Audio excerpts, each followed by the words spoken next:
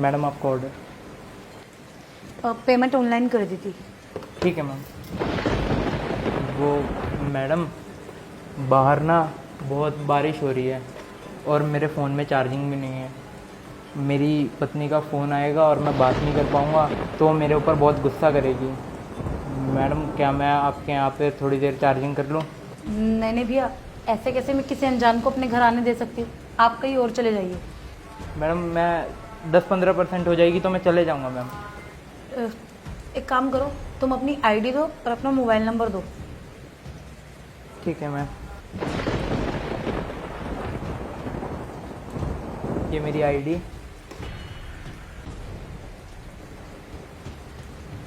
Mobile number? और मेरा number लिखो 8708-511।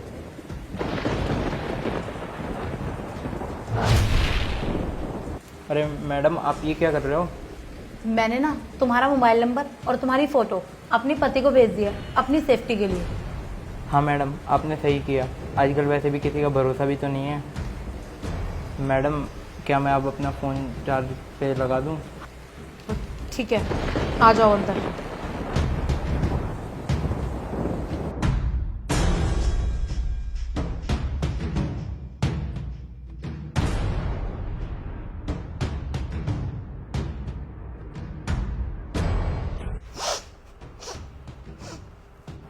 क्या हुआ?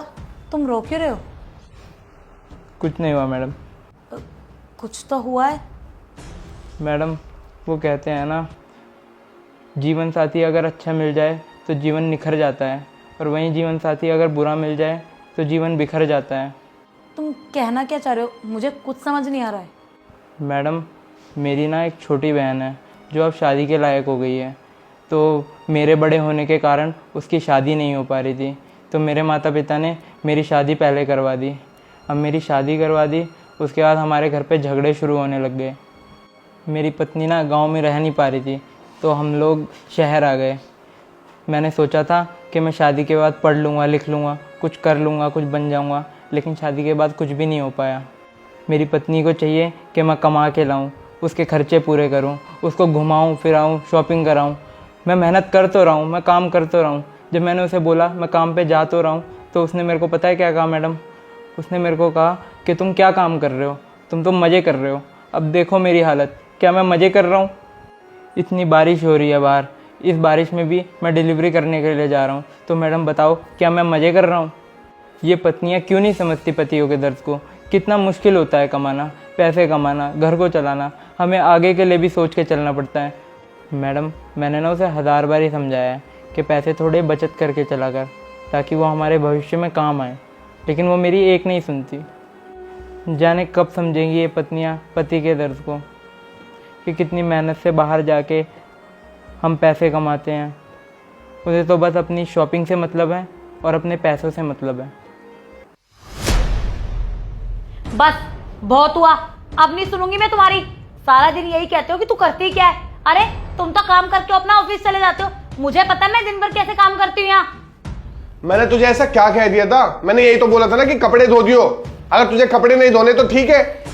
मेरे बस की नहीं है, कोई नौकरानी नहीं हूँ, अपने आप धो लो। हाँ हाँ ठीक है, ये लो। ये क्या? बस इतने से पैसे? इससे शॉपिंग करूंगी या घर का खर्चा चलाऊंगी? यार गीत, अभी ना इन्हीं से काम चला लो, अगले महीने फिर दे दूंगा।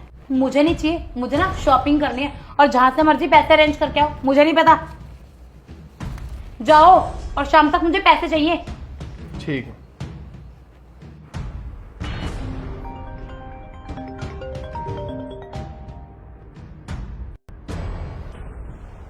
हाँ हेलो, हाँ ठीक है, आ रहा हूँ।